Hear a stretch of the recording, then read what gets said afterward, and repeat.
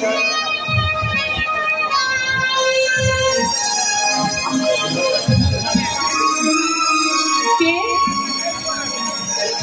আমার নাম ধরে ডাকছে? কার এত বড় সাহস? তাকে আমি দেখতে চাই।